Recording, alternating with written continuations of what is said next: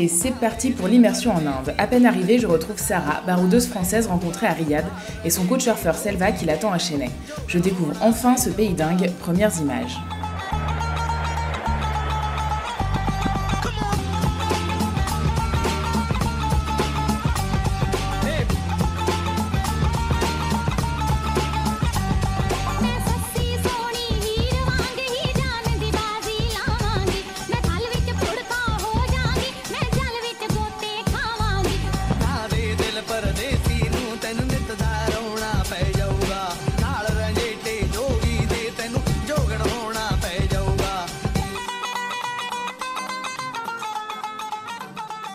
Dès le premier jour, alors qu'on commence une journée qui devait se terminer en France, Selva nous emmène déjà en mode touriste. En bienvenue, le parc des crocodiles et des serpents. On enchaîne avec Mahabalipuram, avec ses temples taillés dans la pierre au sud de Chennai. On découvre que dans ces lieux-là, on nous prend autant en photo que les monuments. Notre coach surfeur est ce qu'on peut appeler un nouveau riche, symbole d'une réussite sociale possible en Inde. Il n'est pas né dans une caste élevée et c'est grâce à la réussite de sa boîte d'exportation de granit qu'il nous conduit aujourd'hui en Jaguar.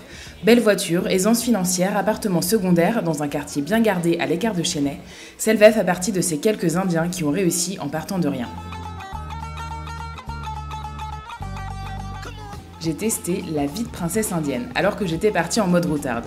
Nous, on errait toute la journée dans les rues pas toujours très propres de Chennai, alors quand il nous récupère pour nous emmener sans transition dans les restaurants chics ou dans les grands magasins, on se sent mal à l'aise tellement on n'a pas la classe. Mais c'est ça que lui veut nous montrer de l'Inde. Il nous conduit dans sa Jaguar climatisée, à l'abri de la chaleur, des odeurs, du bruit. À Pondichéry, c'est le grand jeu, avec un hôtel au bord de l'océan Indien, all inclusive, piscine, buffet à volonté, cocktail et dance floor façon Bollywood. On a commencé par la face dorée de l'Inde, une occasion unique de la découvrir, mais ça ne va pas durer, et puis de toute façon, c'est pas vraiment ma façon de voyager.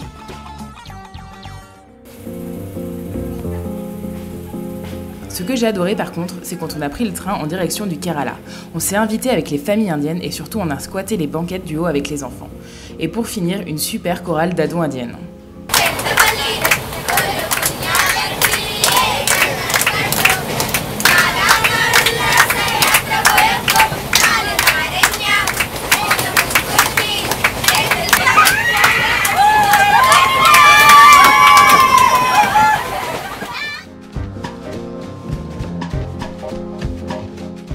À Chennai, j'ai rencontré deux pêcheurs qui venaient récupérer les poissons pris au piège pendant la nuit dans leur grand filet de pêche chinois.